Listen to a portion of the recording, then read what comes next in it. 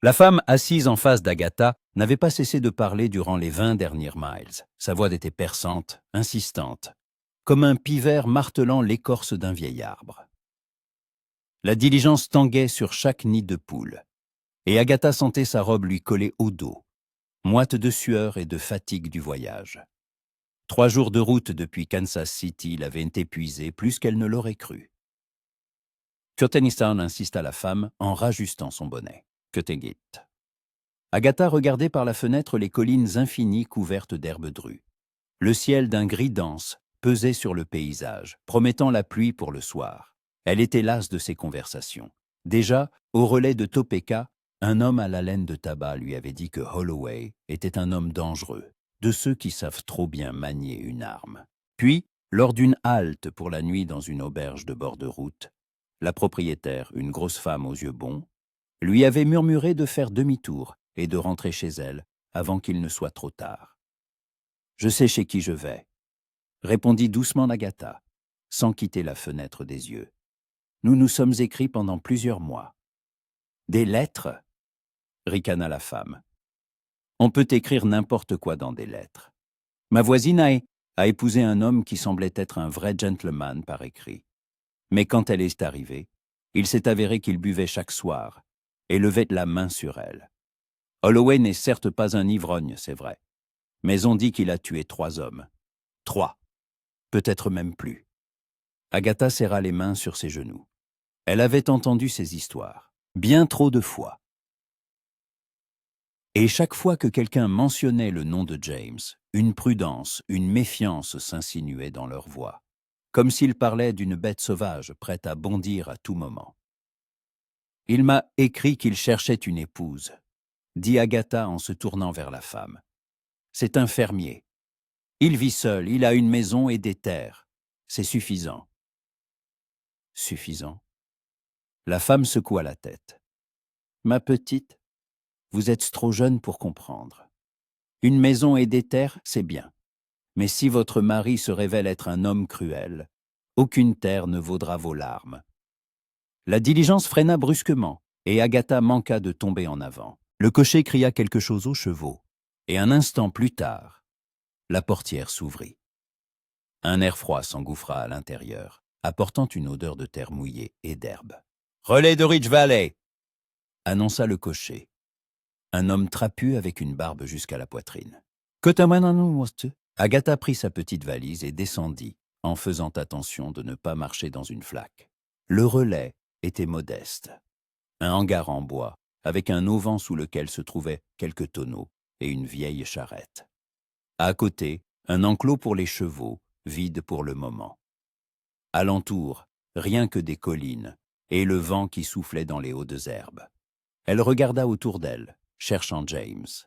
Il avait promis de l'attendre ici. Dans sa dernière lettre, il avait écrit « N'ayez pas peur. » Elle avait relu ces mots plusieurs fois. Se demandait-il ce qu'on disait de lui? Comprenait-il que son nom inspirait la crainte? Demanda une voix sur sa droite.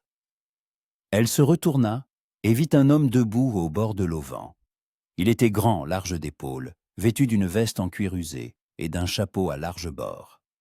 Son visage était dans l'ombre, mais elle vit la façon dont il tenait ses mains, calmement le long de son corps, sans tension. À sa ceinture, un revolver dans un étui noirci par le temps. « Oui », répondit Agatha en serrant la poignée de sa valise. « C'est moi. » Il s'approcha lentement, et elle put enfin voir son visage. James devait avoir une 30aine d'années, peut-être un peu plus. Ses traits étaient durs, les pommettes hautes, les lèvres fines. Ses yeux sombres, presque noirs, la regardaient attentivement, l'étudiaient. Mais il n'y avait ni colère ni menace dans son regard. Plutôt une lassitude si profonde qu'on aurait dit qu'il portait sur ses épaules un fardeau que personne ne voyait. « Je suis James Holloway », dit-il d'une voix basse. « Côte 114. » Sa voix était grave, lente, comme s'il pesait chaque mot avant de le prononcer. Agatha s'était attendue à autre chose. De la rudesse peut-être, ou une froideur formelle. Mais au lieu de cela, il parlait comme s'il craignait de l'effrayer. Côte 115, répondit-elle, s'efforçant de paraître assurée. James hocha la tête et prit sa valise sans même demander la permission. Elle remarqua avec quelle facilité il la tenait, comme si elle ne pesait rien, alors qu'elle contenait toutes ses affaires. Il se dirigea vers une petite charrette attelée à 2 chevaux. La charrette était simple, en bois, sans fioriture, mais solide. « Côte 111, dit James en attachant la valise à l'arrière. « Si vous voulez vous reposer en ville, nous pouvons nous arrêter. Il y a une auberge. » « Non. » Agatha secoua la tête. « Je suis fatiguée du voyage. Je préfère arriver au plus vite. » Il hocha de nouveau la tête et l'aida à monter sur le siège. Sa main était chaude, forte, mais il la relâcha dès qu'elle fut installée. Il s'assit à côté d'elle, prit les rênes et claqua la langue. Les chevaux s'ébranlèrent et la charrette s'engagea sur la route menant au nord. Ils roulèrent en silence pendant un moment.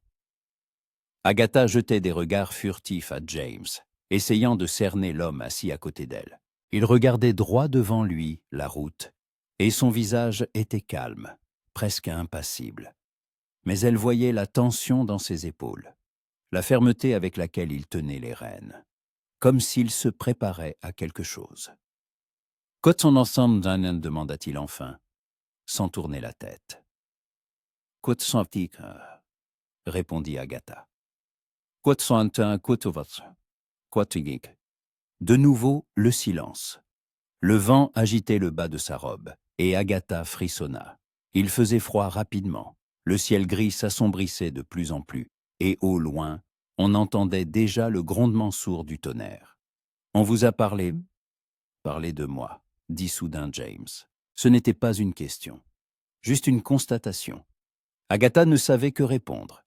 Elle aurait pu mentir, dire qu'elle n'avait rien entendu. Mais le mensonge aurait été trop évident. « Côté 126, » admit-elle. « Côté 127, côté 28. » Elle le regarda, mais il fixait toujours la route. Son visage n'avait pas changé, mais elle sentit à quel point cette réponse était importante pour lui. « Que vous aviez tué des gens, » dit Agatha à voix basse. « Que vous êtes un homme dangereux. » James hocha lentement la tête, comme s'il s'y attendait. « C'est vrai, » dit-il. « J'ai tué 3 hommes. C'était pendant la guerre. J'ai servi dans l'armée de l'Union. J'ai combattu pendant 4 ans. Après la guerre, je suis revenu ici, j'ai acheté cette terre. J'ai construit la maison. Je n'ai tué personne d'autre. Mais les gens se souviennent. Ils se souviennent toujours. » Agatha se tut. Elle ne savait que dire. Il n'y avait aucune excuse dans sa voix, aucune tentative de se donner le beau rôle. Juste la vérité, simple et sèche. « Côte 134, » continua James. « Côte 134. » Agatha le regarda longuement. Elle voyait son profil dur comme taillé dans la pierre. Elle voyait comment il se tenait droit, les épaules larges. Mais elle voyait aussi sa façon de parler, lente, prudente, comme s'il craignait de dire quelque chose de déplacé. « Je ne changerai pas d'avis, » dit-elle. « Je suis venue ici pour vous épouser, et je n'ai pas l'intention de repartir. » James tourna enfin la tête et la regarda. Quelque chose traversa son regard. De la surprise peut-être, ou du soulagement. Il ouvrit la bouche comme pour dire quelque chose, mais la referma et se tourna de nouveau vers la route. « Bien, » dit-il doucement. « Alors, bienvenue chez vous. » La route serpentait entre les collines, et peu à peu, le paysage se mit à changer. Des arbres apparurent, pas très hauts, aux cimes étalées, comme Agatha n'en avait jamais vu dans l'Est. L'herbe devint plus dense, plus verte. Au loin, on apercevait une rivière, une mince bande d'eau qui scintillait dans le crépuscule. « C'est la rivière Little Creek, » dit James, remarquant son regard. « Elle traverse mes terres. Son eau est pépite pour. On peut la boire. En été, elle est presque à sec, mais elle est abondante en automne et au printemps. » Agatha hocha la tête, observant les environs. Tout cela était si nouveau, si étranger, mais en même temps si beau. Il y avait ici une beauté âpre, sauvage, qu'elle n'avait jamais connue dans sa ville natale de Boston. Enfin, une maison apparut devant eux. Elle se dressait sur une petite hauteur, entourée d'arbres. D'un seul étage, en bois, avec un toit en pente et un large porche. À côté, une grange, un enclos pour les chevaux, un petit hangar. Tout semblait solide, bien entretenu mais simple. James arrêta la charrette près du porche et sauta à terre, puis aida Agatha à descendre. Elle resta là, à regarder la maison qui allait devenir la sienne. Son cœur battait vite, et elle sentait l'excitation se mêler à l'anxiété. « Entrez », dit James en montant sur le porche. « Je vais chercher votre valise. » Elle entra et s'arrêta pour regarder autour d'elle. L'intérieur était aussi simple que l'extérieur. Une grande pièce avec une cheminée, une table en bois, quelques chaises. Sur les murs, rien de superflu, juste une étagère avec des livres et une vieille carabine au-dessus de la cheminée. Le plancher en bois était proprement balayé. Une odeur de bois, de fumée et de quelque chose d'autre. Peut-être des herbes. « Kotokantama » indiqua James en désignant une porte à droite. « Kotokankarakar » Agatha se tourna vers lui, surprise. Elle s'attendait à ce qu'il exige un mariage immédiat, comme c'était souvent le cas pour les épouses par correspondance. Mais il la regardait calmement, sans la presser. « Je me suis dit que vous auriez besoin de temps, » dit-il. « Pour vous habituer à cet endroit, à moi. Nous pouvons nous marier dans une semaine, dans un mois, quand vous serez prête. Je ne suis pas pressé. » Agatha sentit quelque chose se détendre en elle. Elle s'était attendue à tant de choses. De la rudesse, de l'exigence, de la froideur. Mais au lieu de cela, il lui offrait du temps, de l'espace, le choix.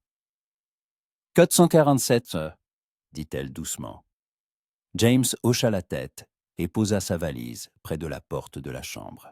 « Que te rencontres-tu » dit-il. « Que te rencontres-tu » Il sortit et Agatha se retrouva seule. Elle entra dans la chambre et s'arrêta sur le seuil. La pièce était petite, mais accueillante. Un lit avec des draps propres, une table de chevet, une commode, une petite fenêtre avec un rideau. Sur la table de chevet, une lampe à pétrole et un vase de fleurs des champs, simple, jaune, mais fraîche. Agatha s'approcha de la fenêtre et regarda dehors. Il faisait presque nuit et les premières gouttes de pluie commençaient à tomber sur le toit. Elle vit James sortir de la maison et se diriger vers la grange pour rentrer les chevaux. Ses mouvements étaient assurés, calmes. Il marchait légèrement voûté, comme habitué au fardeau qu'il portait. « Qui es-tu, James Holloway » pensa Agatha en le regardant. « Pourquoi tout le monde a peur de toi, alors que tu lis de la poésie ?» De la poésie. Il n'en avait pas parlé dans ses lettres, mais elle se souvenait que dans l'une d'elles, il avait cité quelques vers de Whitman. Elle avait alors pensé qu'il était simplement un homme instruit.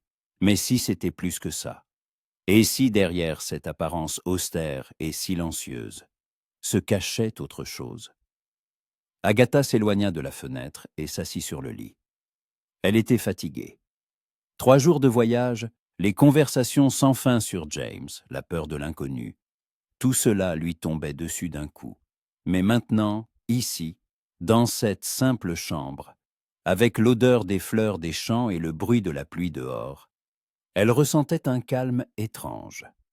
Peut-être que tout irait bien. Peut-être. Agatha se réveilla à l'odeur du café et du bacon grillé.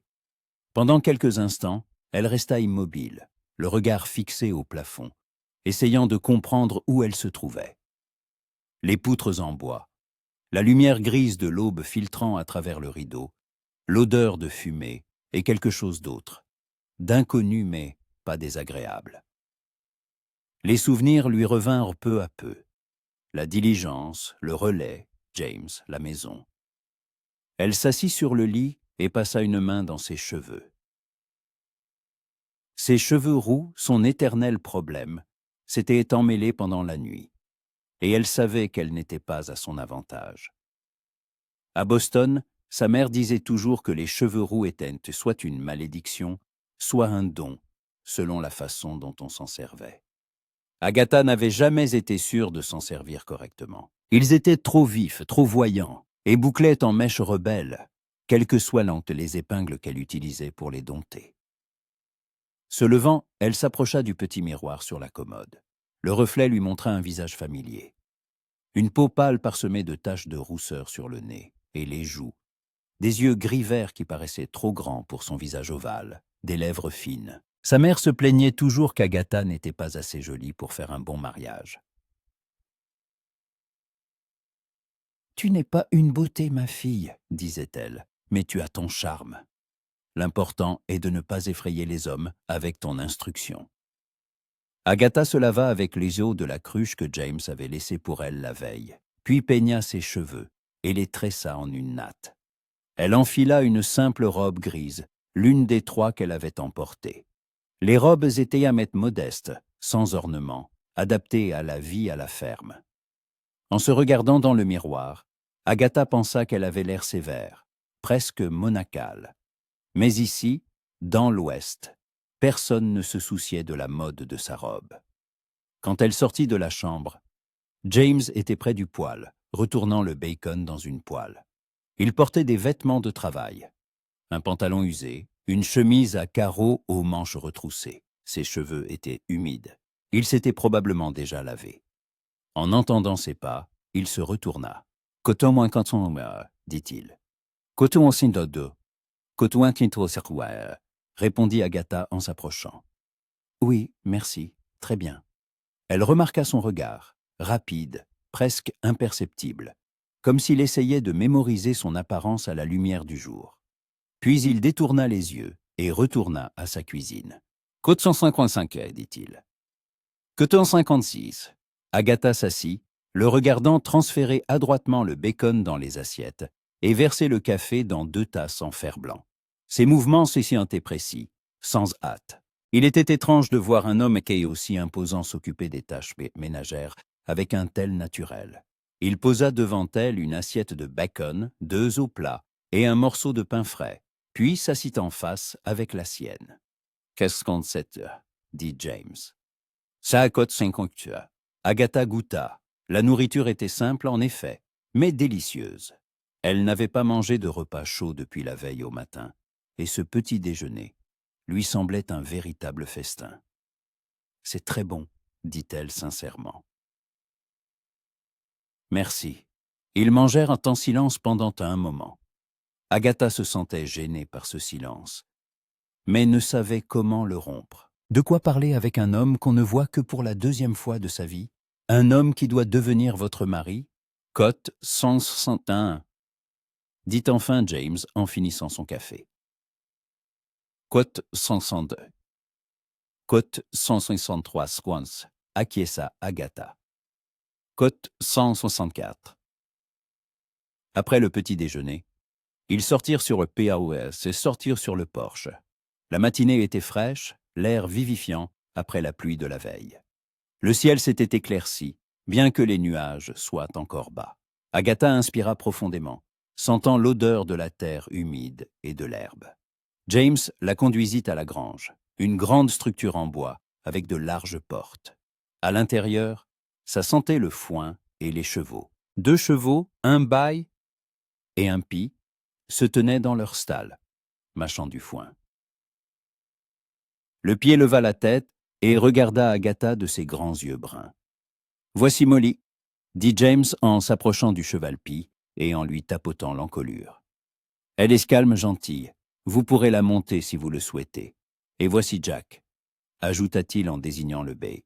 « Il est plus vif mais fiable. » Agatha s'approcha prudemment de Molly et tendit la main. Le cheval s'étira vers elle, renifla ses doigts, puis frotta doucement son museau contre sa paume. « Je n'ai jamais vraiment monté à cheval, » avoua Agatha. « À Boston, nous n'avions pas de chevaux. »« Je peux vous apprendre, » dit James. « C'est utile ici. Les distances sont grandes. On ne peut pas tout faire à pied. » Et ils sortirent maître de la grange et James lui montra les autres bâtiments. Le hangar à outils, le poulailler, un petit potager derrière la maison. Tout était simple mais fonctionnel. On voyait que le propriétaire entretenait tout en ordre. « J'ai environ 100 acres de terre », expliqua James, en montrant les champs au-delà de la clôture.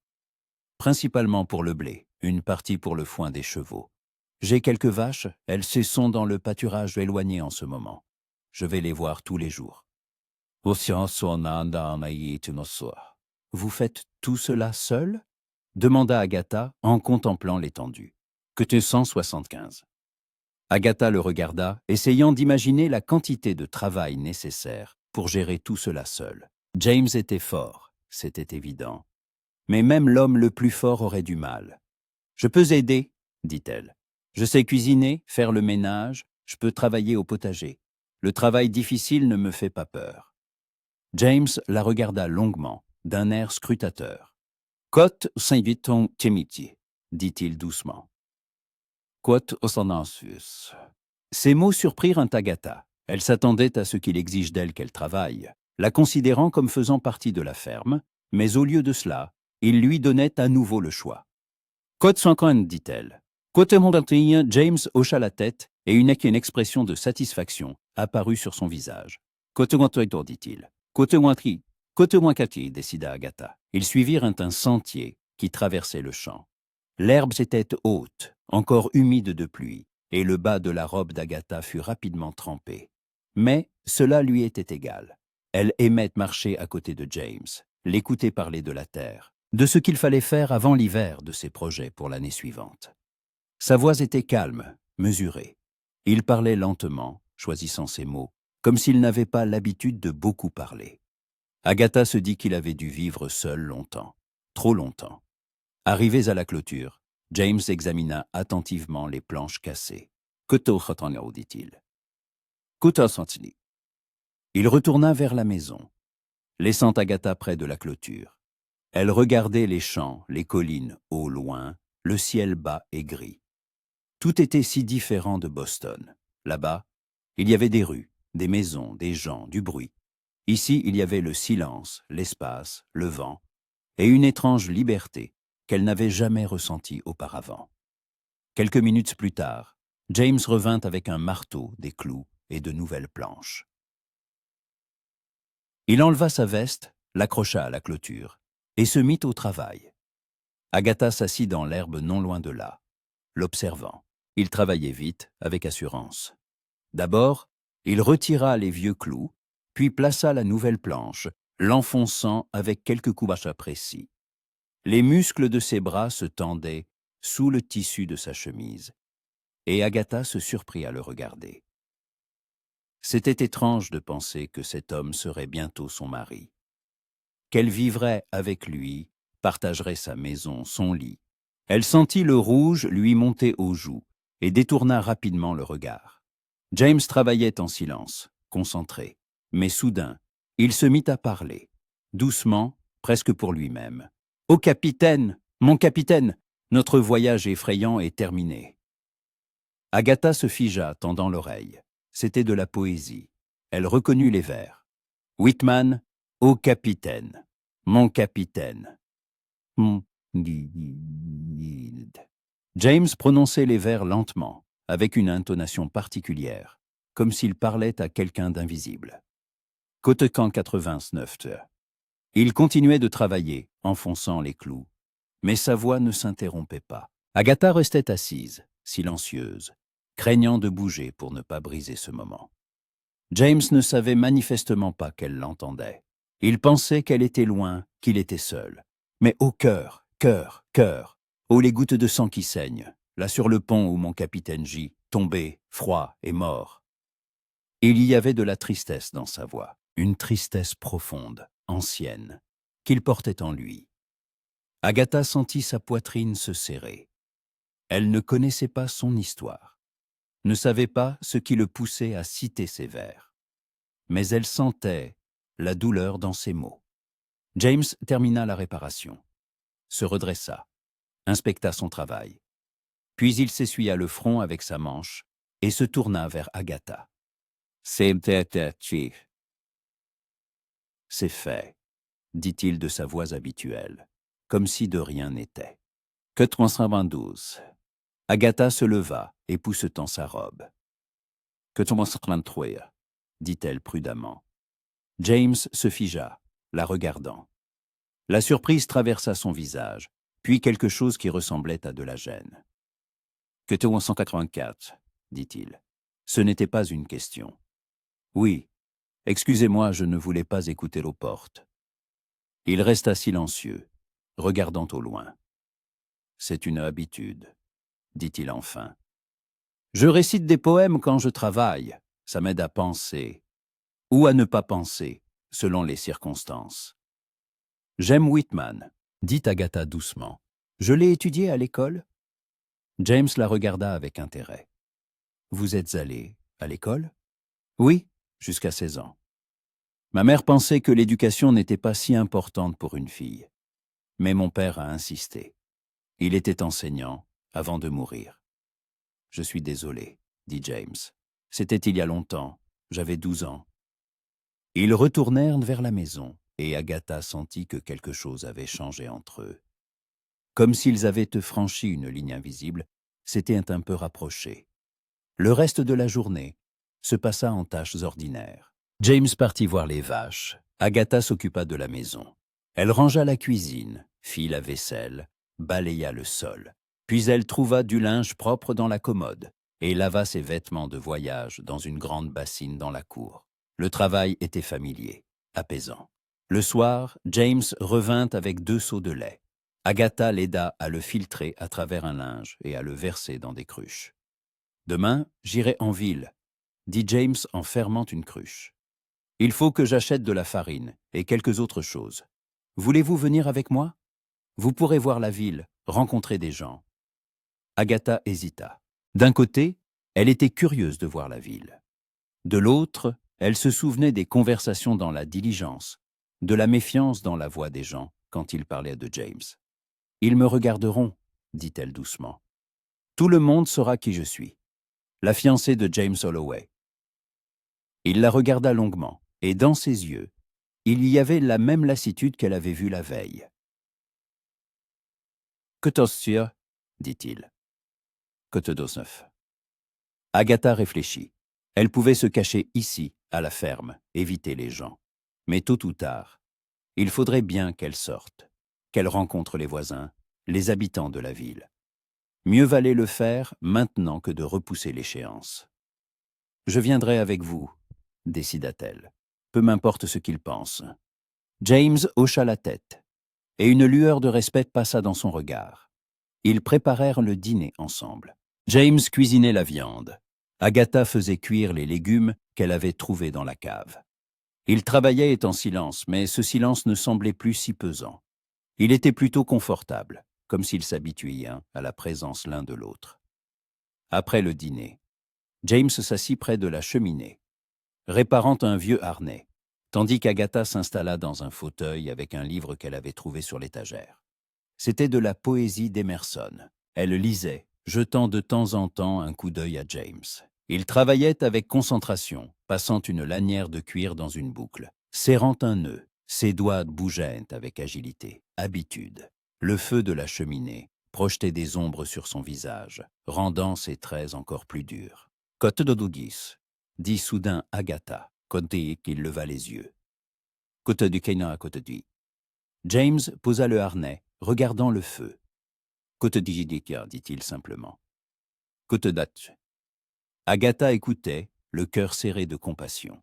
« Côte de » demanda-t-elle. James eut un sourire sans joie. « Côte d'Ijidikia » dit-il. « Côte de » Agatha se tut. Elle ne savait que dire. « Côte de » continua James. « Côte de » Il regarda Agatha et il y avait dans ses yeux une telle sincérité, une telle vulnérabilité, qu'elle sentit une boule se former dans sa gorge. « Je pense que vous êtes déjà un homme bien, » dit-elle doucement. « Sinon, vous ne liriez pas de poésie. Sinon, vous n'auriez pas mis de fleurs des champs dans ma chambre. » James silla, ne s'attendant manifestement pas à ces mots. Puis il sourit lentement, le premier vrai sourire qu'Agatha voyait sur son visage. Il fut fugace, à peine perceptible, mais il était là. Bonne nuit, Agatha, dit-il en se levant. Nous partons tôt demain matin. Bonne nuit, James. Allongée dans son lit, Agatha repensait à la journée écoulée, à James récitant de la poésie, croyant que personne ne l'entendait, à la façon dont il avait parlé de sa solitude, à la façon dont son visage s'était adouci quand elle lui avait dit qu'il était un homme bien. « Qui es-tu, James Holloway ?» pensa-t-elle en regardant dans l'obscurité. « Et pourquoi ai-je l'impression de commencer à te comprendre ?» Dehors, une chouette ululait, et le vent bruissait dans les branches des arbres. Agatha ferma les yeux, sentant la fatigue l'emporter enfin, et s'endormit au son de cette terre étrangère, mais déjà un peu moins étrangère. La ville s'appelait Hope Valley, et elle se trouvait à une dizaine de miles par une route défoncée. James attela la charrette avant l'aube, et quand Agatha sortit de la maison, il vérifiait déjà le harnais pour la 3e fois, resserrant les sangles et ajustant la selle sur Molly. « Cote puis » demanda Agatha, s'enveloppant dans son châle. La matinée était froide, et son souffle formait de petits nuages de vapeur blanche. « À la ferme !»« Se lever tôt est une habitude », répondit James sans lever la tête. « Il faut nourrir le bétail, changer l'eau. Si on prend du retard, la journée est gâchée. » Agatha l'observait travailler. Chacun de ses gestes était mesuré, économique. Pas d'agitation, pas de précipitation. Comme s'il l'avait fait 1000 fois et connaissait chaque étape par cœur. Une fois tout prêt, ils montèrent dans la charrette. James prit les rênes, et les chevaux s'ébranlèrent, leurs sabots frappant régulièrement la terre dure. Le soleil commençait à peine à se lever sur les collines, colorant le ciel de teintes roses et dorées. L'air était pur, frais, sentant l'herbe et la fraîcheur matinale. Ils roulèrent en silence pendant les premiers miles. Agatha regardait le paysage qui changeait par la fenêtre de la charrette. Les champs laissaient mettre place à des bosquets, les collines à des étendues plates de prairies. De temps en temps, on apercevait d'autres fermes, des maisons isolées avec leurs granges, entourées de clôtures et de champs. Tout était calme, paisible, comme si le monde entier dormait encore. « James, » dit enfin Agatha, « vous avez dit que vous aviez combattu pendant 4 ans.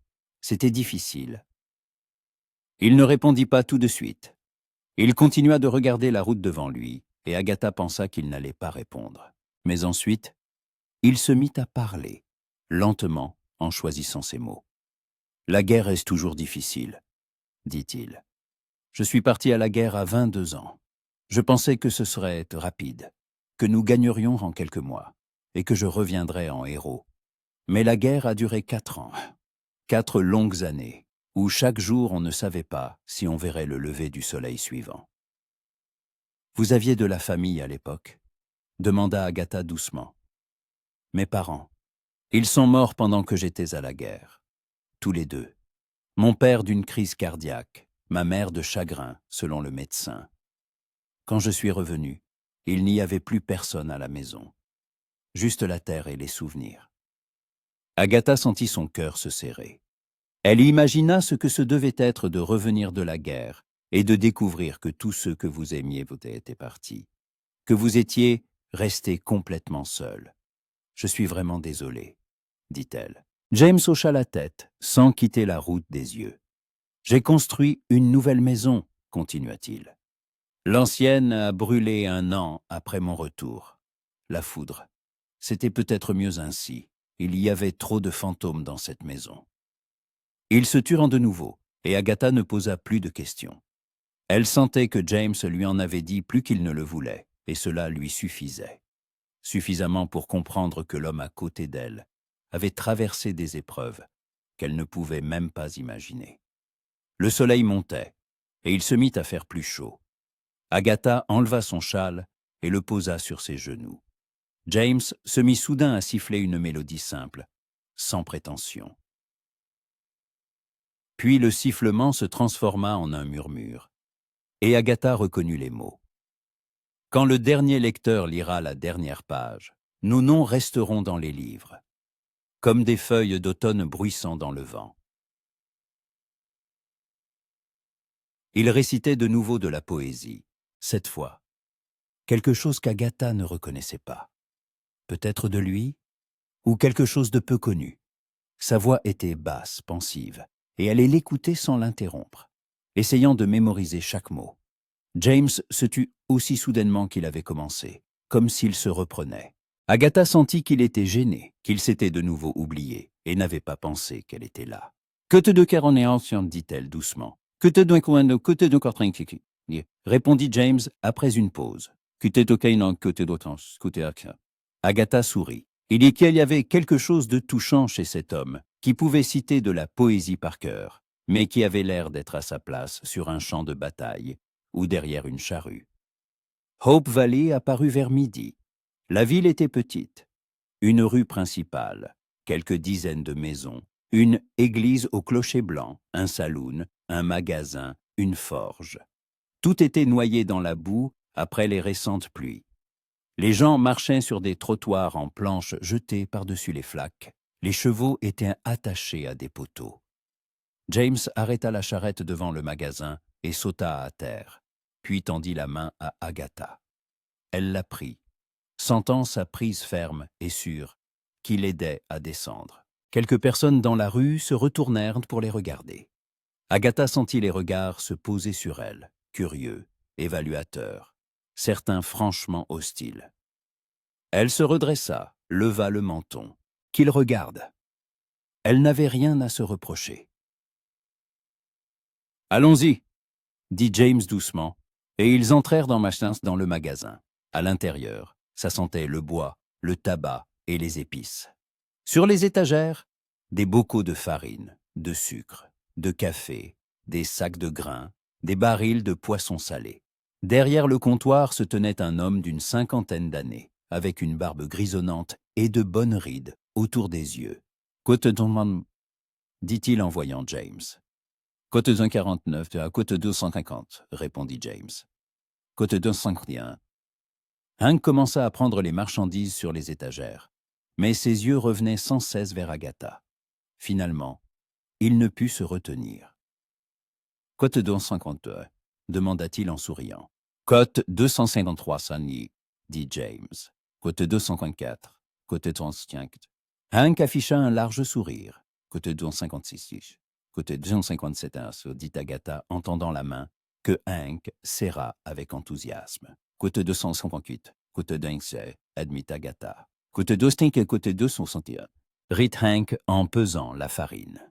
« Côte 262. » Pendant que Hank rassemblait les achats, une femme entra dans le magasin. Elle était grande, élégamment vêtue pour une petite ville. Une robe bleu foncé avec un col en dentelle, un chapeau à plumes. Son visage était beau mais froid. Elle balaya le magasin du regard, s'attardant sur James, puis sur Agatha. « James, dit-elle. Quelle surprise. Je ne pensais pas te voir en ville. »« Eleanor, dit James sobrement. Comment vas-tu ? » ?»« Bien, merci. » La femme s'approcha, et Agatha vit ses yeux examiner chaque détail de ses vêtements, de ses cheveux, de son visage. « Côte 268, côte 269, meuse, dit James. « Côte 270, côte 271, répéta Eleanor. Et il y avait dans sa voix un mélange de surprise et de mépris. « Côte 912, côte nostra, répondit James calmement. Eleanor se tourna vers Agatha, un sourire forcé et faux sur le visage. « Côte dossier, dit-elle. « Côte 605, côte dos, répondit Agatha en soutenant son regard. « Côte 107. » Eleanor eut un petit rire, manifestement mécontente qu'Agatha ne se soit pas laissée démonter. « Eh bien, je vous souhaite bonne chance. » Elle prit un bocal de café sur une étagère et se dirigea vers la sortie. Sur le seuil, elle se retourna. « À propos, James, ta clôture du champ sud est de travers. Mes vaches ont failli passer sur ton terrain. Sois gentil de la réparer. » Elle sortit, et Agatha entendit James expirer longuement, avec lassitude. « Ne faites pas attention à elle, » dit Hank en emballant les achats. « Eleanor Baxter est toujours comme ça. Elle pense que parce que sa ferme est la plus grande du coin, elle peut dire ce qu'elle veut à qui elle veut. C'est votre voisine? Demanda Agatha à James. Oui, sa terre joute la mienne au sud. Son mari est mort il y a 2 ans. Maintenant, elle gère la ferme seule. C'est une personne compliquée. Agatha hocha la tête, mais au fond d'elle, elle avait compris autre chose. Elle avait vu comment Eleanor regardait James. Elle avait vu dans ce regard quelque chose de plus qu'une simple relation de voisinage. Peut-être qu'Eleanor espérait que James l'épouserait. Ou simplement, elle ne pouvait pas accepter qu'il ait choisi quelqu'un d'autre. Ils payèrent leurs achats, chargèrent tout doux dans la charrette et continuèrent dans leur chemin dans la rue. James dit qu'il devait passer à la forge pour faire ferrer Jack, qui avait commencé à boiter la semaine précédente. La forge se trouvait à la sortie de la ville. À l'intérieur, il faisait chaud à cause du fourneau, et ça sentait le métal et le charbon. Le forgeron, un homme énorme, avec des mains grandes comme des jambons, leva la tête quand ils entrèrent.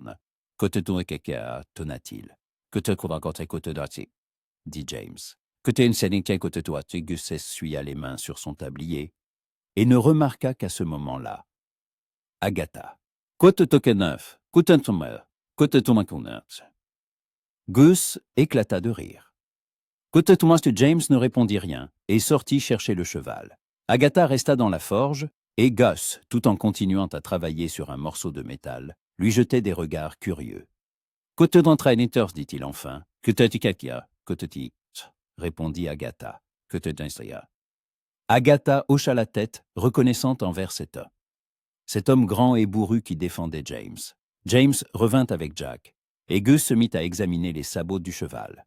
Il travaillait vite, avec professionnalisme, et une demi-heure plus tard, le travail était terminé. « Côte-toi cette année ?» dit Gus en tapotant la croupe de Jack.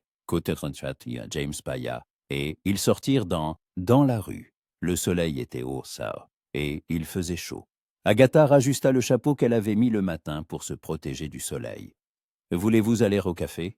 proposa soudain James. « Ils y font une bonne tarte aux pommes. » Agatha le regarda, surprise. C'était la première chose qui pouvait ressembler à une invitation en dehors du travail. « Que te troinan répondit-elle. Le café se trouvait à côté de l'église, un petit établissement accueillant avec des nappes à carreaux sur les tables et une odeur de pâtisserie fraîche. Derrière le comptoir se tenait une femme âgée, au visage rond et bienveillant. « James Holloway » sourit-elle. « Ça fait longtemps qu'on ne t'a pas vu ici. Et avec une dame, c'est nouveau. »« Bonjour, Madame Parker. » James enleva son chapeau. « Voici Agatha, ma fiancée. » « Fiancée !» Madame Parker joignit les mains. « Mon Dieu, il faut voir ça. Entrez, entrez, asseyez-vous. Je vais vous apporter la meilleure tarte que j'ai. » Ils s'assirent à une table près de la fenêtre. Madame Parker apporta 2 parties de tarte aux pommes et du café, souriant et répétant à quel point elle était heureuse de voir James heureux. Agatha goûta la tarte et ferma les yeux de plaisir. Elle était tiède, sucrée, avec de la cannelle, et une pâte tendre qui fondait dans la bouche. « Que te troites-tu » dit-elle. « Que te troites-tu » dit James avec un léger sourire. Ils mangèrent en silence, mais c'était un silence agréable. Agatha regardait par la fenêtre la rue où les gens allaient et venaient. Tout ici était si différent de Boston. Là-bas, tout était rapide, bruyant, agité. Ici, c'était lent, mesuré. Tout le monde connaissait tout le monde, et la vie suivait son cours. Comme une rivière qui ne se presse pas. « Côte 3 tati » dit Agatha en repoussant son assiette vide. « Côte 3, côte 3, côte 3. » James finit son café, posa sa tasse et la regarda longuement, comme s'il décidait s'il devait répondre honnêtement. « Côte 3 Steiner » commença-t-il lentement. « Côte 315. » Il se tut, regardant par la fenêtre. « Côte 316, » continua James doucement. « Côte 317. » Agatha sentit les larmes lui monter aux yeux. Elle tendit la main par-dessus la table et la posa sur la sienne. James sursauta à son contact, regarda leurs mains, puis elle. Il y avait tant de surprise dans ses yeux, comme si personne ne l'avait touchée avec bienveillance depuis très longtemps. Merci de m'avoir raconté, dit-elle doucement. Il hocha la tête sans retirer sa main. Ils restèrent ainsi quelques instants, et Agatha sentit la chaleur de sa paume sous la sienne. Elle sentit quelque chose changer entre eux. Un mur invisible s'effondrait. Le chemin du retour fut silencieux. James conduisait les chevaux. Agatha était assise à côté de lui. Et entre eux régnait un silence plein de mots non dits. Elle pensait à ce qu'elle avait appris aujourd'hui, sur la guerre, sur la poésie, sur la façon dont cet homme gérait sa douleur. Et elle pensait qu'elle commençait à ressentir pour lui quelque chose de plus que du simple respect ou de la gratitude. Quelque chose de chaleureux, de grandissant, d'effrayant par son intensité. Quand ils revinrent à la ferme, le soleil se couchait déjà. James l'aida à décharger les provisions, puis partit rentrer les chevaux dans la grange. Agatha resta sur le porche, le regardant travailler, et un sentiment étrange, nouveau, l'envahit. Elle ne savait pas comment l'appeler, mais elle savait qu'elle ne voulait pas le perdre. Agatha se réveilla au son d'une hache. Des coups rythmés provenaient de la cour. Elle se leva, s'approcha de la fenêtre. James coupait du bois près du hangar, et chaque coup de hache était précis, puissant. Sa chemise était déboutonnée au col, les manches retroussées, et dans la lumière du matin, elle voyait les muscles de ses bras se tendre. Une semaine s'était écoulée depuis leur voyage en ville. Une semaine étrangement rapide, remplie de tâches simples et quotidiennes. Agatha apprenait la vie à la ferme, et chaque jour apportait son lot de nouveautés. Elle avait appris à traire une vache, bien que ses premières tentatives ayant été maladroites et amusantes. Elle avait appris à ramasser les œufs dans le poulailler sans effrayer les poules. Elle avait appris à faire du pain dans le vieux four qui chauffait de manière inégale, et il fallait savoir où placer le moule pour que le pain ne brûle pas. James était un professeur patient. Il lui montrait tout lentement, expliquant chaque étape, sans jamais élever la voix, même quand elle faisait des erreurs. Et des erreurs, il y en avait eu beaucoup. La première fois, elle avait tellement effrayé la vache qu'elle avait renversé le seau de lait. Une autre fois, elle avait oublié de fermer le poulailler pour la nuit, et un renard avait emporté 2 poules. Agatha s'attendait à de la colère, mais James s'était contenté de secouer la tête et de dire « Côte 3-9 ». Elle se dhabilla rapidement et sortit sur le porche. L'air était frais, sentant les copeaux de bois et la rosée du matin. James la vit, s'arrêta, s'essuya le front avec sa manche. « Côte 320 », dit-il. « Côte 321 »« Côte 322 » Agatha descendit du porche. « Côte 323 »« Côte 324 » Il secoua la tête. « Côte 325 » Agatha se mit au travail, ramassant les bûches fendues et les empilant en une pile soignée. James continuait de couper, et au bout d'un moment, elle l'entendit murmurer quelque chose pour lui-même. Côte 300. Frost. Elle reconnut ses vers. Côte 37. Agatha se fit discrète, écoutant James continuer de déclamer le poème entre 2 coups de hache.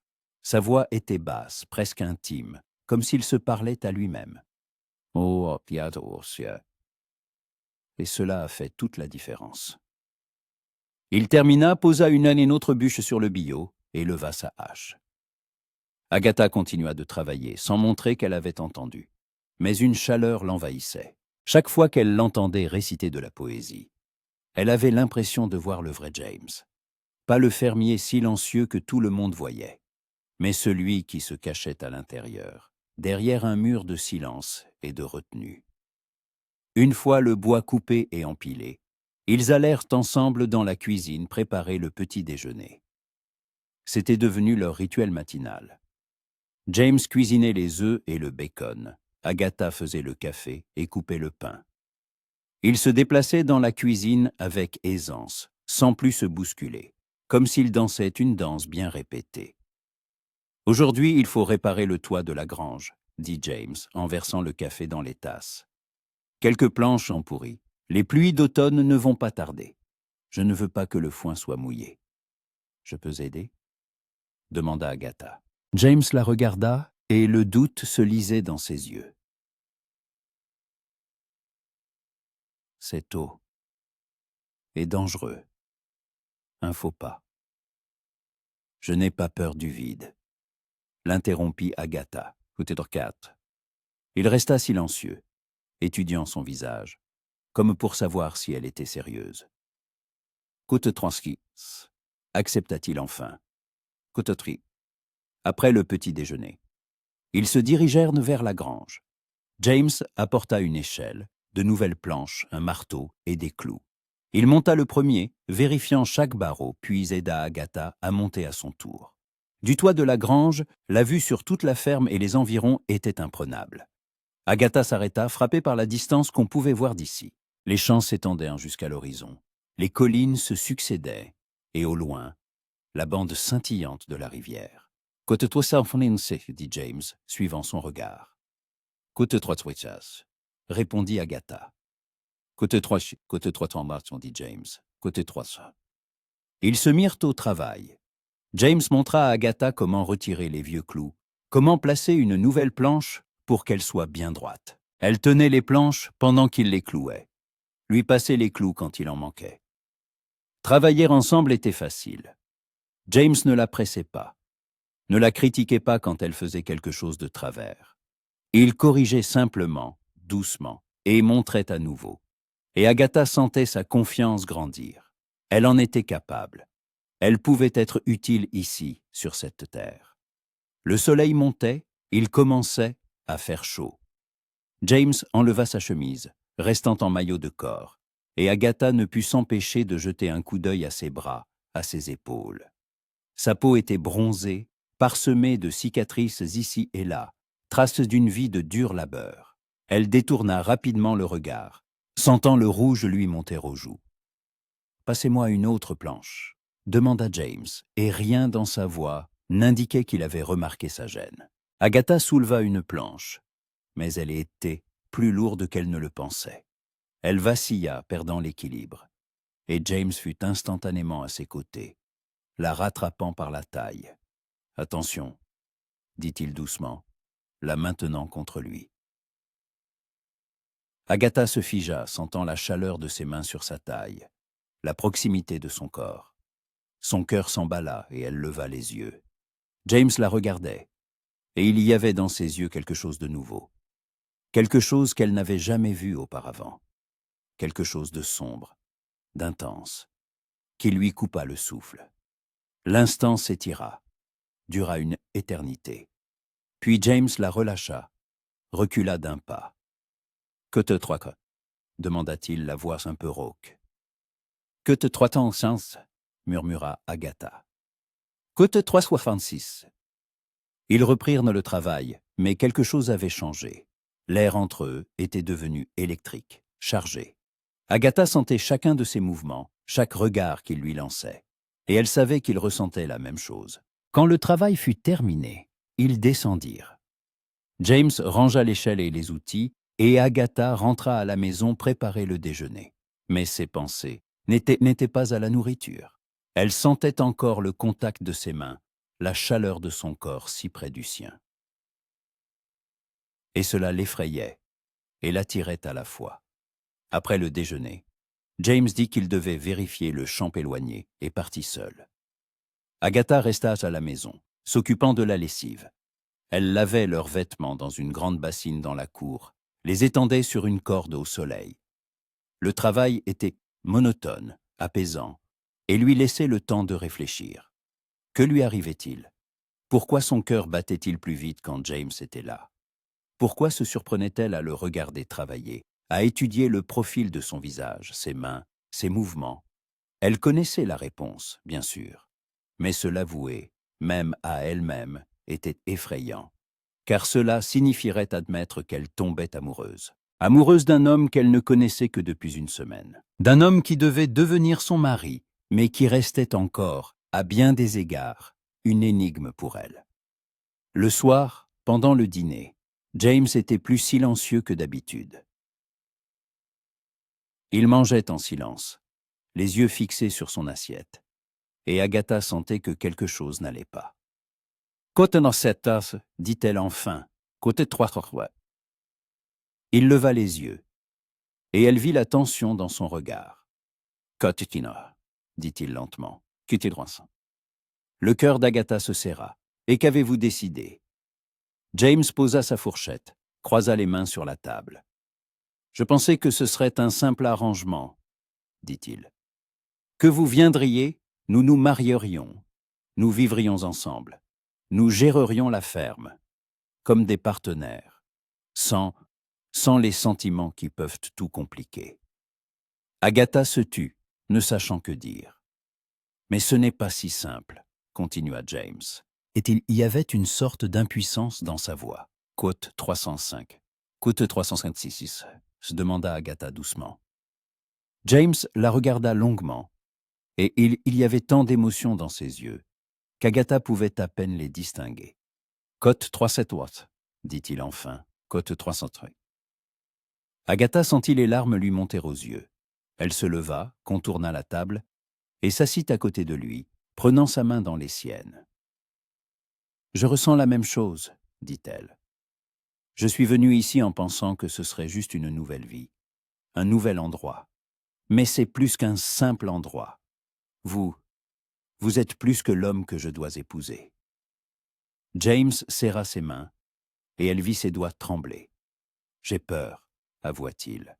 Peur de ne pas être celui que vous méritez, d'être trop brisé, trop silencieux, trop... » Stop.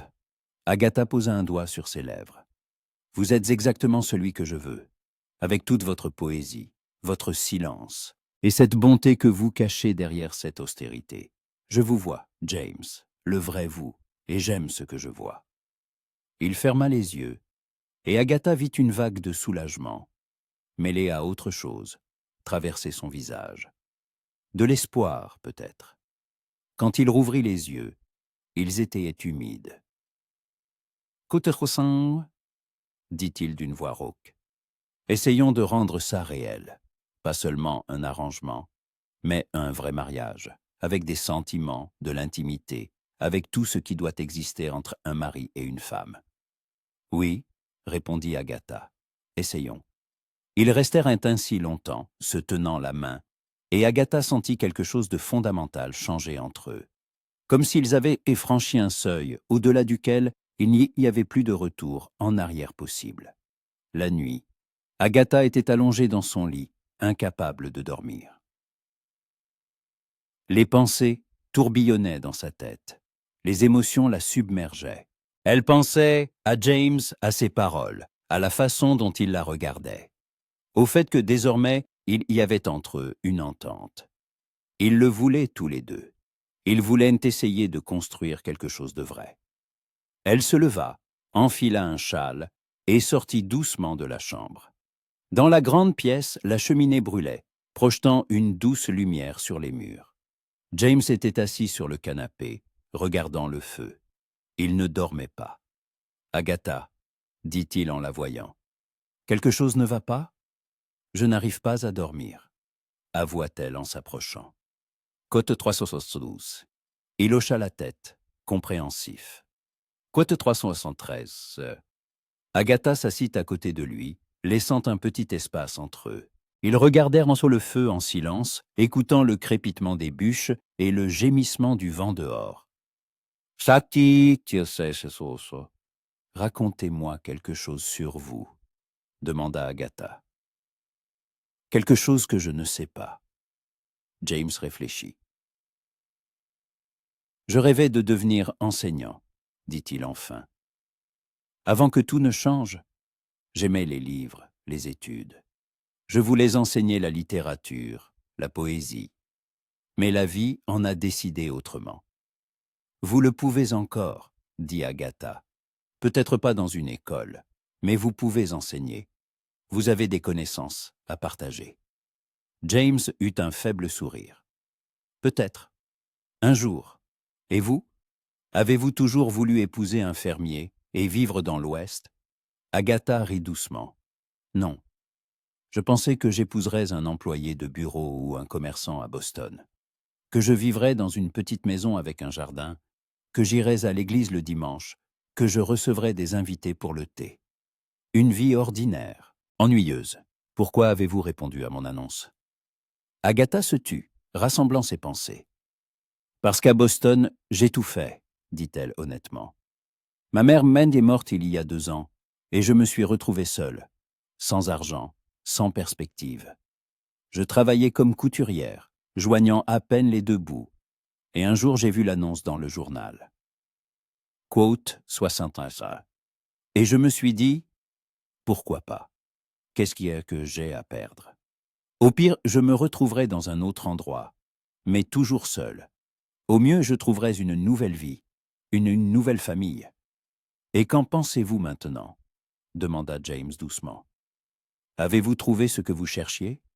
Agatha se tourna vers lui et leurs regards se croisèrent. À la lumière de la cheminée, son visage semblait plus doux, plus jeune. Elle vit dans son regard de la vulnérabilité, de l'espoir, de la peur. Côté notasos, répondit-elle. Côte 338. James tendit la main et, doucement, presque timidement, lui toucha la joue. Le contact était léger, tendre, et Agatha ferma les yeux, sentant son cœur prêt à bondir de sa poitrine. Côté 3 danseurs, murmura-t-il. Côté 3 à côté gonçac, murmura Agatha en retour. Ils restèrent ainsi longtemps, dans le silence et la chaleur de la cheminée, et Agatha sentit tout en elle s'apaiser, trouver sa place. Ici, à côté de cet homme, dans cette maison, sur cette terre, elle était tête chez elle, enfin chez elle. Octobre arriva sans crier gare, apportant avec lui des matinées froides et des couchers de soleil dorés. Agatha se réveilla parce qu'il faisait froid dans la chambre, un froid vif, différent d'avant. Elle se leva, jeta un châle sur sa chemise de nuit et regarda par la fenêtre. La terre était couverte d'une fine couche de givre qui scintillait aux premiers rayons du soleil. En 3 semaines de vie ici, beaucoup de choses avaient changé. La maison était devenue vraiment la sienne. Elle savait quelle latte du plancher grinçait près de la porte, où se trouvaient les épices dans la cuisine, comment fermer le clapet du poêle pour que la fumée ne rentre pas. Elle savait à quelle heure James se réveillait, comment il buvait son café, 2 gorgées, une pause, 2 autres gorgées. Elle savait qu'il aimait le pain avec du miel et préférait son bacon bien grillé. Et James la connaissait. Il savait qu'elle n'aimait pas se lever avant l'aube, qu'elle était silencieuse et pensive la première demi-heure après son réveil. Il savait qu'elle avait peur de l'orage, même si elle essayait de ne pas le montrer. Il savait que lorsqu'elle était nerveuse, elle enroulait une mèche de cheveux autour de son doigt. Ils s'étaient été rapprochés, beaucoup plus proches. Et cela effrayait Agatha autant que cela la réjouissait. Elle s'habilla rapidement et sortit de la chambre. James était déjà dans la cuisine, allumant le poêle. Il se retourna en entendant ses pas et sourit, ce sourire rare et chaleureux qu'il ne lui réservait qu'à elle. « Côte 3 d'osa, dit-il. Côte 30, côte 3. Agatha s'approcha du poêle, se chauffant les mains. « Ça va durer? Le gel? Non, dans quelques jours il fera plus doux. Mais c'est un signe. L'hiver approche. Il faut finir tout le travail avant la neige. » Après le petit déjeuner, James annonça qu'il allait rentrer le dernier foin du champ éloigné. Un travail d'une journée entière, peut-être même de 2. Agatha proposa son aide, et il accepta, bien qu'il l'ait prévenu que ce serait difficile. Ils attelèrent la charrette et se dirigèrent vers le champ. Le trajet dura environ 1 heure, pendant laquelle Agatha admira le paysage. L'automne avait tout transformé. Les arbres flamboyaient, de couleurs jaunes et rouges. L'herbe s'était devenue dorée. Le ciel paraissait plus haut et plus pur. James conduisait en silence, mais Agatha remarqua que ses lèvres bougeaient.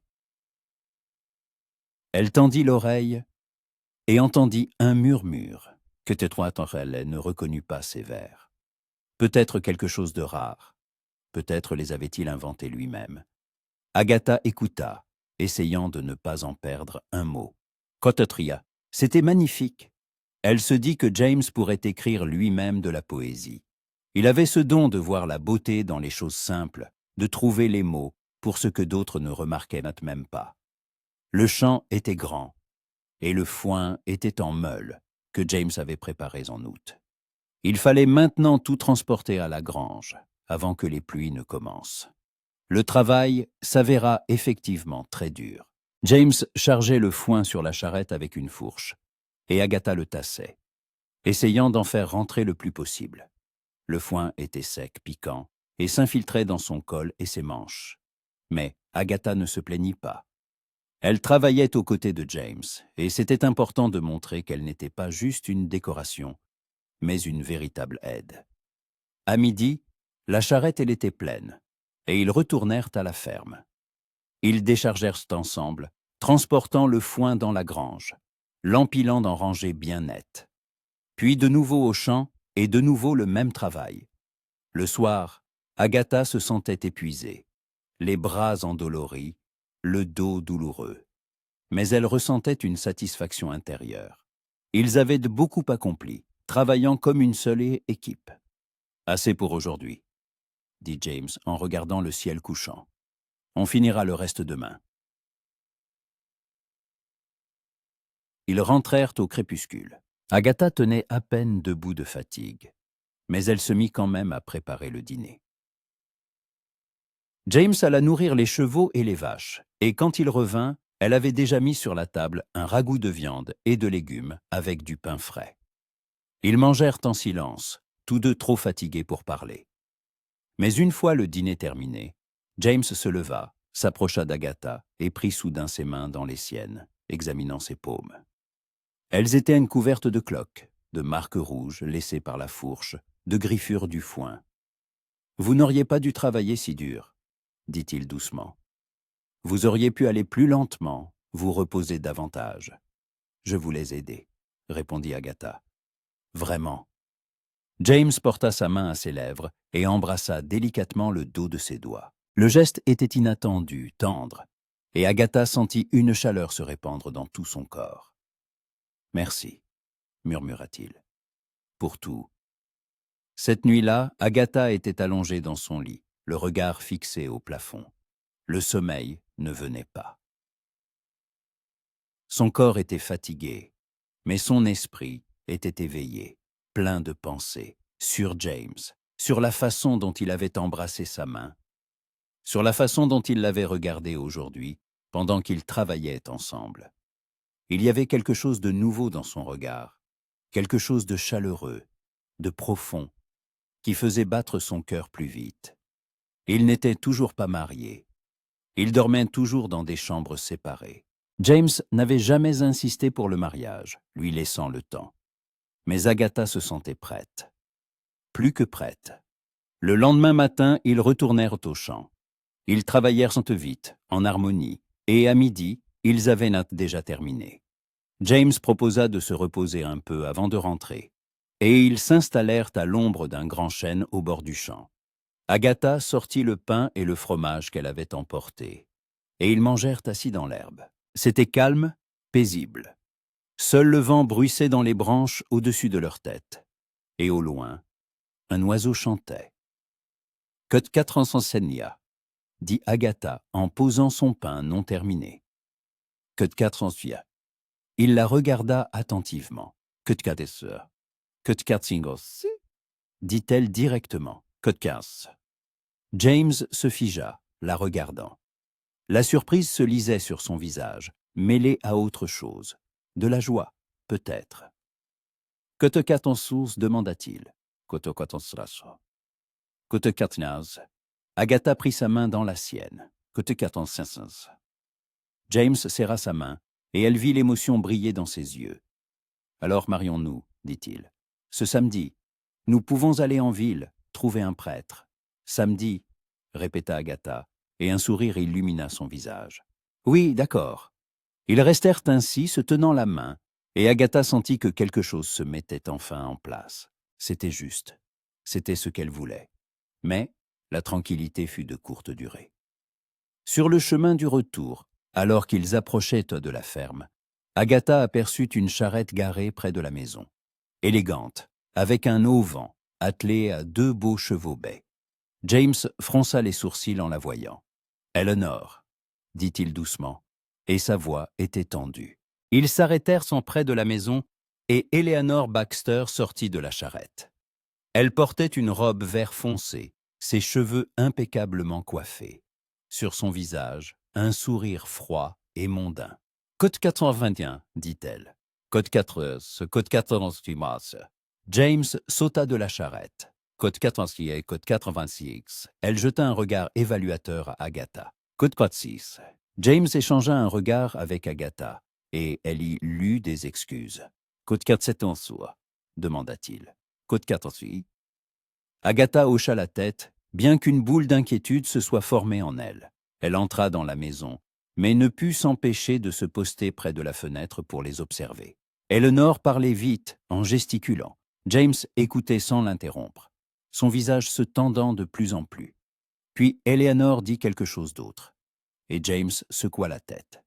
Elle insista, s'approcha de lui, posa une main sur son bras. James s'écarta, dit quelque chose de bref. Eleanor rougit, répondit sèchement, puis se retourna et se dirigea vers sa charrette. Agatha s'éloigna de la fenêtre, ne voulant pas être surprise en train de les épier. Elle entendit la charrette d'Eleanor s'éloigner, puis les pas de James sur le porche. Il entra, et elle vit que son visage était sombre. « Quote 409 » demanda Agatha, essayant de parler calmement. James se dirigea vers la table, s'assit, passa une main sur son visage. « Elle m'a proposé d'acheter mes terres, dit-il. La moitié de mes champs, à un bon prix, a-t-elle dit. Et qu'avez-vous répondu? Que je ne vendrai pas. Cette terre, c'est tout ce que j'ai. Je n'ai pas l'intention de m'en séparer. » Agatha s'approcha de lui, s'assit à ses côtés. Elle était en colère? Oui. Elle a dit que j'étais un imbécile de refuser une si bonne affaire, que mes terres étaient de toute façon trop grandes pour un seul homme, que je ne m'en sortirais pas. « Mais vous vous en sortez, dit Agatha. Et maintenant, vous n'êtes plus seul. » James la regarda, et la tension sur son visage s'apaisa un peu. « Quote 430, acquiesça-t-il. Quote 4. » Mais Agatha voyait que quelque chose d'autre le préoccupait, quelque chose dont il ne parlait pas. « James, dit-elle doucement. Quoi d'autre? Qu'a-t-elle dit d'autre? » Il se tut, comme s'il hésitait à dire la vérité. « Quota Kariya, répondit-il enfin. Kutekatan Agatha sentit la colère monter en elle. « Kutekwansa, dit-elle sèchement. Kutekwalila Kutekorsia. » James prit sa main. « Kutekata, Kutekatwa. » Agatha se tourna vers lui. Kutekati, il la regarda longuement, d'un air scrutateur, comme pour chercher la vérité dans ses yeux. Puis il hocha lentement la tête. « Je vous crois, dit-il. Pardon d'avoir douté. Ne vous excusez pas ?» Agatha serra sa main. « Souvenez-vous juste que je suis là, et que je resterai. » Cette nuit-là, Agatha ne put de nouveau pas dormir. Les mots d'Eleanor tournaient dans sa tête, la mettaient en colère. Comment cette femme osait-elle dire de telles choses? Comment osait-elle la juger, sans rien savoir d'elle? Elle se leva, sortit de la chambre. La grande pièce était sombre. Seule la faible lumière de la lune filtrait par les fenêtres. James était assis sur le canapé, regardant la cheminée éteinte. Il ne dormait pas. « Agatha, dit-il en la voyant, tu ne dors pas? » « Je n'y arrive pas, avoua-t-elle. Je n'arrête pas de penser à ce qu'a dit Eleanor. » James soupira. « N'y fais pas attention. Eleanor, c'est une femme envieuse. Elle a la plus grande ferme du comté, mais elle en veut toujours plus. Plus de terre, plus de pouvoir, plus de tout. Ou peut-être qu'elle veut plus de vous, demanda Agatha doucement. James la regarda, surpris. Que veux-tu dire? J'ai vu comment elle vous regarde, en ville, aujourd'hui. Elle vous regarde comme si vous lui apparteniez, ou comme si vous deviez lui appartenir. James se tut, puis hocha lentement la tête. Peut-être, admit-il. Après la mort de son mari, elle a plusieurs fois laissé entendre qu'il serait judicieux d'unir nos fermes, par le mariage. Mais je n'étais pas intéressé. Je ne l'ai jamais été. Pourquoi? Parce qu'Eleanor est une femme froide. Elle voit les gens comme des objets à posséder. Je ne voulais pas être l'objet de quelqu'un. Agatha s'assit à côté de lui, et ils restèrent silencieux, chacun plongé dans ses pensées. Côte 410, dit enfin Agatha. Côte 417, côte 408, côte 415. Il se tourna vers elle, et à la lumière de la lune, elle vit son visage, sérieux, ouvert. Côte 470, dit-il. Côte 471, côte 472, répondit Agatha. Ils restèrent assis en silence, et peu à peu, Agatha sentit la tension se dissiper. James posa un bras sur son épaule, l'attira contre lui, et elle appuya sa tête sur sa poitrine. Elle entendait les battements de son cœur, réguliers, calmes. « Tu sais à quoi j'ai pensé aujourd'hui » dit James doucement. « À quoi ? Que samedi, quand nous serons mariés, je serai l'homme le plus heureux du monde. » Agatha leva la tête, le regarda. Dans l'obscurité, elle distinguait à peine ses traits, mais elle sentait sa proximité, sa chaleur. « Côte 466, murmura-t-elle. James se pencha et ses lèvres se posèrent sur son front, doucement, tendrement. Pas un baiser, mais une promesse.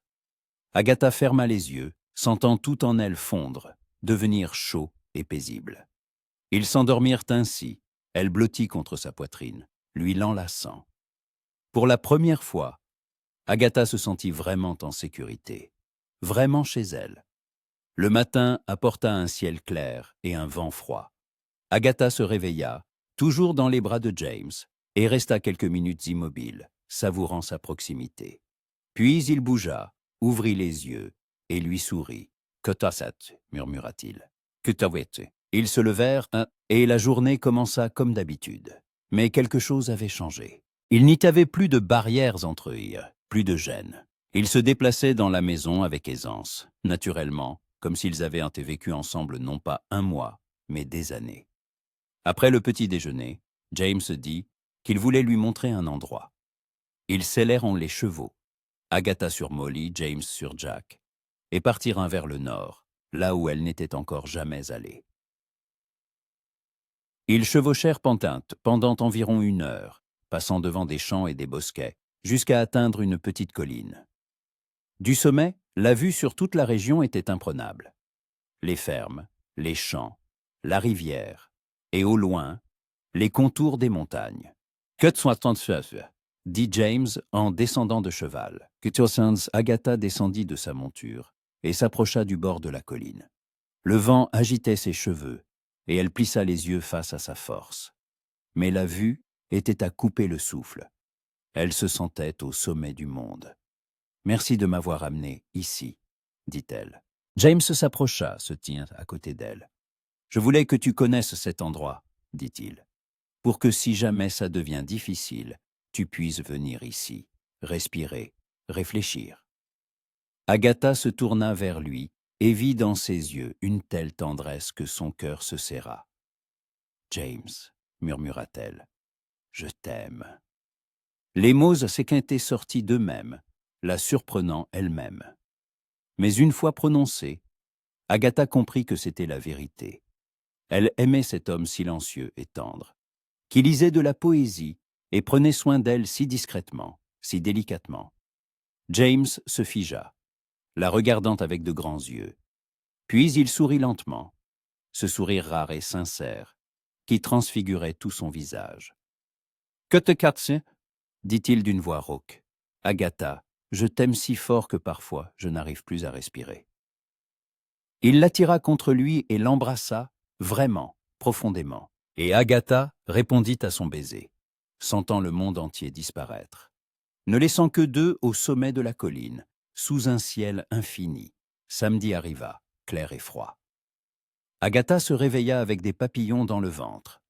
Aujourd'hui, elle deviendrait la femme de James Holloway. Une vraie femme, pas seulement une fiancée venue d'une ville lointaine. Elle enfila sa plus belle robe, bleu foncé avec un col blanc, qu'elle gardait pour les grandes occasions. Elle défit ses cheveux, les brossa jusqu'à ce qu'ils brillent, puis les tressa et les enroula autour de sa tête. En se regardant dans le petit miroir, elle se reconnut à peine. Ses joues étaient roses d'excitation, ses yeux brillaient. Elle avait l'air heureuse. James l'attendait dans la cuisine. Et quand Agatha sortit, il se figea, la regardant comme s'il la voyait pour la première fois. « Tu es magnifique », dit-il doucement. « Merci. » Agatha sentit le rouge lui monter au visage. « Tu es très élégant aussi. » James portait son unique costume, noir, un peu usé, mais encore présentable. Une chemise blanche, une cravate. Ses cheveux étaient soigneusement peignés, son visage fraîchement rasé. Agatha pensa qu'il avait l'air sérieux, solennel et encore plus séduisant. Ils prirent un petit déjeuner rapide, presque en silence. Tous deux étaient nerveux, bien qu'ils essaient de ne pas le montrer. Puis ils attelèrent la charrette et partirent pour la ville. La route semblait à la fois trop longue et trop courte. Agatha était assise à côté de James, les mains serrées sur ses genoux, essayant de calmer sa respiration. James conduisait en silence, mais elle voyait la tension dans ses épaules, la fermeté avec laquelle il tenait les rênes. « Que t'es parti ?» dit-elle enfin. Que te comme il tourna la tête, et la surprise se lisait dans ses yeux. Que t'es que tostin, il sourit et posa sa main sur la sienne, grande, chaude, rassurante. Qui te craint ça, dit-il simplement. Quand ils arrivèrent à Hope Valley, il était environ 10 heures. L'église se dressait au centre de la ville, blanche, avec un haut clocher. James arrêta la charrette à l'entrée, et ils descendirent. Agatha rajusta sa robe, inspira profondément. C'était le moment, le début de sa nouvelle vie. Mais avant qu'il n'ait pu entrer, un homme s'approcha d'eux. Il était petit, trapu, avec des favoris grisonnants et un visage sévère. Sur sa poitrine brillait une étoile de shérif en fer blanc. « Holloway, » dit-il, « il faut que je te parle. » James se tendit. « Shérif Thomas, il s'est passé quelque chose ? On peut dire ça. Eleanor Baxter a porté plainte. Elle dit que ton bétail est allé sur ses terres et a piétiné une partie de sa récolte. Elle demande une compensation. » Agatha vit la mâchoire de James se contracter. « Mon bétail n'a pas quitté mes terres, » dit-il calmement. « Toutes les clôtures se sont intactes. J'ai vérifié il y a 3 jours. » Peut-être, le shérif haussa les épaules. Mais Eleanor insiste. Elle dit qu'elle a vu tes vaches sur son champ hier matin. Elle ment. Le shérif soupira. « Écoute, Holloway, je ne veux pas de problème. Mais je dois régler ça. Passe à mon bureau après. » Il désigna l'église. « Côte 506. » James hocha brièvement la tête, et le shérif s'éloigna. Agatha vit la colère et la déception se battre sur le visage de James. « C'est Eleanor qui se venge, » dit-elle doucement, « parce que tu ne lui as pas vendu les terres, parce que tu m'épouses. » « Je sais. » James passa une main sur son visage. « Désolé, je ne voulais pas que notre journée commence comme ça. »« Ce n'est pas ta faute. » Agatha lui prit le bras. « Et nous n'allons pas la laisser gâcher notre journée. Allons-y, le prêtre nous attend. » À l'intérieur de l'église Vandy, il faisait frais et silencieux. La lumière du soleil filtrait à travers les vitraux, colorant les bancs de bois de teintes arc-en-ciel. Le prêtre, un homme âgé aux yeux bienveillants, les accueillit près de l'autel. « Côte 100, sourit-il. « Côte 114. Côte 111. Côte fin. » Le prêtre fit un signe de tête à Agatha. « Côte 517. Côte 618. » répondirent-ils en même temps. La cérémonie fut simple. Pas d'invités, pas de musique, pas de fleurs. Juste eux deux, le prêtre et les mots silencieux de la prière, résonnant sous les voûtes de l'église. Mais pour Agatha, c'était parfait. Elle ne voulait pas d'un mariage fastueux, pas de foule. Elle ne voulait que ça, se tenir à côté de James, lui tenir la main et l'entendre prononcer ses vœux. « Moi, James Holloway, je te prends, Agatha Wells, pour légitime épouse, » disait-il en la regardant dans les yeux. « Je promets de t'aimer, de te protéger, de prendre soin de toi tous les jours de ma vie. » Sa voix était ferme, assurée, et Agatha sentit les larmes lui monter aux yeux.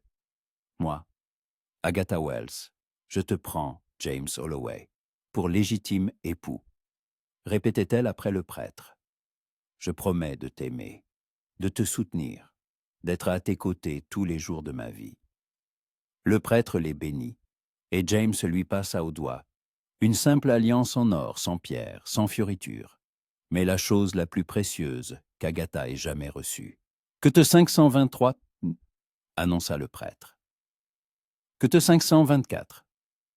James se pencha et l'embrassa, doucement, prudemment, comme s'il craignait de l'effrayer. Agatha ferma les yeux, sentant le bonheur la submerger, et les larmes couler sur ses joues. Quand ils sortirent de l'église, le soleil brillait plus fort, le ciel semblait plus bleu. Tout autour semblait différent, comme si le monde s'était transformé. Agatha était désormais Madame Holloway, une épouse, faisant partie de cette terre, de cette vie. Mais la joie fut assombrie lorsqu'ils se dirigèrent vers le bureau du shérif. À l'intérieur, il y avait une odeur de fumée et une atmosphère étouffante. Le shérif Thomas était assis à son bureau, triant des papiers. En les voyant, il leur fit signe de s'asseoir. Que te crains que James raconta tout. La dernière fois qu'il avait vérifié les clôtures, où se trouvait son bétail la veille. Il parlait calmement, clairement, en donnant des faits. Le shérif écoutait, hochant la tête de temps en temps. « Compris, dit-il enfin. Le problème, c'est qu'Eleanor a un témoin. Son employé est prêt à confirmer qu'il a vu tes vaches sur ses terres. Son employé dira tout ce qu'elle lui ordonne, répondit James. Thomas, tu connais Eleanor. Tu sais comment elle est. Le shérif soupira. Je sais, mais je ne peux pas simplement ignorer une plainte. Je dois mener une enquête. Je viendrai à ta ferme demain, j'inspecterai les clôtures, je vérifierai le bétail. Si tout est en ordre, la plainte sera rejetée. Et si ce n'est pas le cas, alors il faudra aller plus loin. James se leva, prit la main d'Agatha. Côte 533. Ils sortirent et Agatha vit la tension dans les épaules de James, ses poings serrés. Côte 134, dit-elle doucement. Côte 134, côte 134, répondit James, mais sa voix manquait d'assurance. Le chemin du retour fut silencieux. Tous deux étaient plongés dans leurs pensées. Agatha pensait à Eleanor, à sa méchanceté, à jusqu'où elle pouvait aller dans sa vengeance. James se taisait, regardant la route, et Agatha ne savait pas ce qui se passait dans sa tête. Quand ils arrivèrent à la ferme, le soleil se couchait déjà. James aida Agatha à descendre de la charrette et s'arrêta soudain, la regardant. « Pardonne-moi, dit-il. Pardonne-moi que notre jour de mariage ait été comme ça. Tu méritais mieux. » James, Agatha posa ses paumes sur sa poitrine. « Je t'ai épousé. J'ai épousé l'homme que j'aime. Le reste n'a pas d'importance. » Il l'attira contre lui, l'étreignit fort, enfouissant son visage dans ses cheveux. « Je ne sais pas ce que je ferais sans toi, » murmura-t-il. « Heureusement que tu n'as pas à le savoir, » répondit-elle. Ils passèrent une soirée tranquille. James alluma la cheminée, Agatha prépara le dîner. Ils mangèrent en silence, mais c'était un silence confortable. Après le dîner, James lui prit la main. « Côte fantasar, dit-il. Il la conduisit dans la chambre, celle où elle avait dormi tout ce temps. Mais maintenant, tout était différent. C'était leur chambre, leur lit. Agatha se sentait nerveuse, son cœur battait vite. James semblait nerveux aussi, car il bougeait lentement, prudemment. « Si tu n'es pas prête, » commença-t-il. « Je suis prête, » l'interrompit Agatha. « Côte 38. » Il hocha la tête, s'approcha, lui toucha délicatement la joue. Il l'embrassa lentement, tendrement, et Agatha répondit à son baiser, sentant la peur laisser place à autre chose. Le désir, la confiance, l'amour.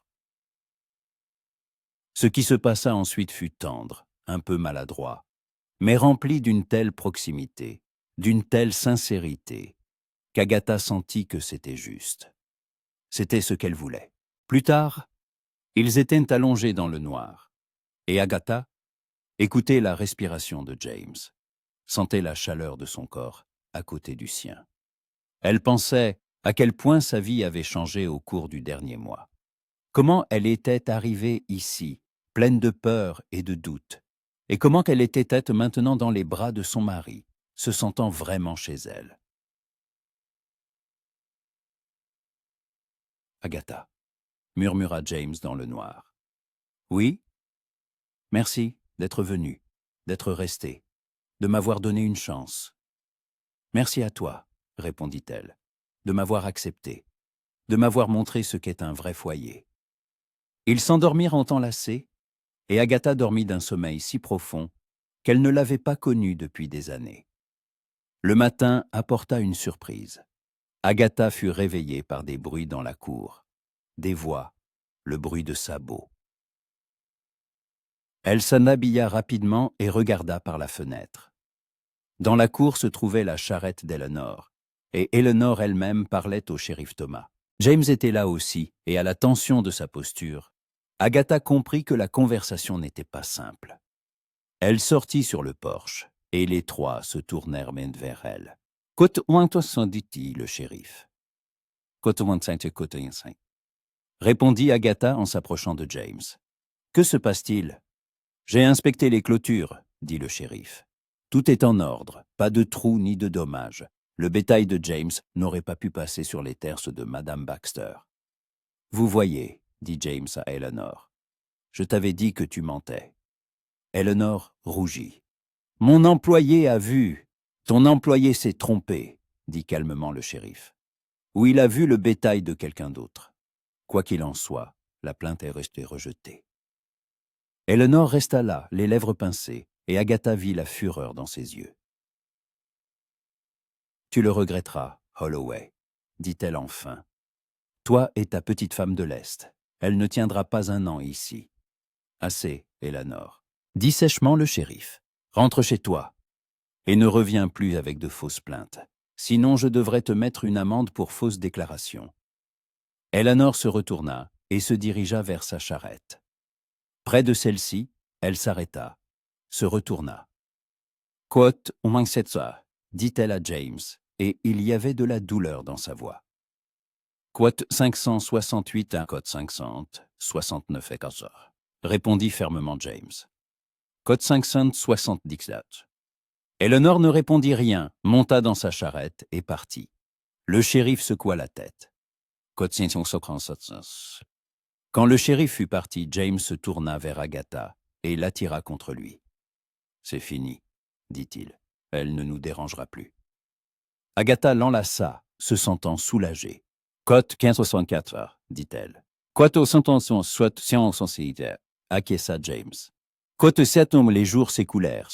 Agatha et James travaillaient ensemble, déjeunaient ensemble, s'endormaient dans les bras l'un de l'autre. Chaque jour apportait quelque chose de nouveau. De petites découvertes, de petites joies. Agatha apprenait à comprendre son silence, à lire son humeur au moindre changement de son expression. James devenait plus ouvert, parlait plus, souriait plus. Un jour, début novembre, Agatha travaillait dans le potager, ramassant les derniers légumes avant le gel. Elle entendit la voix de James venant de la grange et s'arrêta pour écouter. « J'ai rencontré un voyageur dans les bois, à la croisée de deux chemins. Frost, encore. » Son poète préféré. Agatha sourit en continuant son travail. Elle n'avait plus peur de s'avouer qu'elle y écoutait quand il récitait de la poésie. C'était une partie de lui, une partie de ce qu'il était. Et elle aimait ça. Choton 109. Sa voix était calme, pensive. Agatha se dit qu'un jour, elle lui demanderait de lui lire à voix haute. Ne plus écouter en cachette, mais s'asseoir à côté de lui et savourer sa voix. Son amour des mots. Le soir, ils étaient assis près de la cheminée. James réparait une vieille sangle de harnais. Agatha tricotait une écharpe. L'hiver approchait. Il fallait se préparer au froid. Dehors, le vent hurlait, mais à l'intérieur, il faisait chaud et douillet. « Côte 50, » dit Agatha sans quitter son tricot des yeux. « Côte 53, » dit-elle simplement. « Côte 154. » James posa son travail, s'approcha d'elle, s'agenouilla devant son fauteuil. Moi aussi, dit-il en prenant ses mains dans les siennes. Tu as tout changé. Cette maison n'était qu'un bâtiment. Maintenant, c'est un foyer, un vrai foyer. Agatha se pencha et l'embrassa, sentant l'amour la submerger. Lis-moi quelque chose, demanda-t-elle. De la poésie. Je veux entendre. James la regarda, surpris. Tu veux que je te lise de la poésie, à voix haute? Oui, j'aime t'écouter, même quand tu ne sais pas que j'écoute. Il eut un petit rire, un rire rare et pur qu'Agatha n'entendait pas souvent. D'accord, accepta-t-il.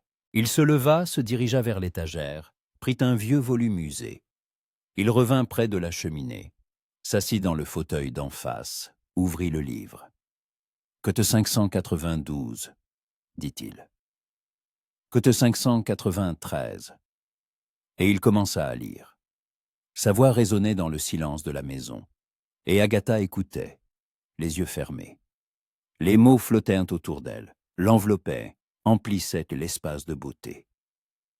Je me célèbre et me chante moi-même, et ce que j'assume, tu l'assumeras, car chaque atome qui m'appartient t'appartient aussi. Elle ouvrit les yeux et vit que James la regardait, récitant par cœur, sans le livre. Les mots étaient pour elle, rien que pour elle. Je flâne et j'invite mon âme à flâner. Je me penche et je flâne à mon aise, observant un brin d'herbe d'été. Agatha sentit les larmes lui monter aux yeux, pas de tristesse, mais d'un bonheur débordant, de la compréhension qu'elle avait trouvé non seulement un mari, non seulement un foyer, elle avait trouvé une âme sœur. Quand James eut terminé, le silence régnait dans la pièce. Seul le crépitement du feu dans la cheminée, seul le bruit du vent dehors. « Merci », murmura Agatha. James posa le livre sur la table, s'approcha d'elle, l'enlaça. Ils restèrent ainsi longtemps, enlacés, deux silhouettes devant le feu, et Agatha sut que ce n'était que le début de leur véritable histoire. Une histoire d'amour née dans l'Ouest sauvage, au milieu des prairies et des collines, sous un ciel infini.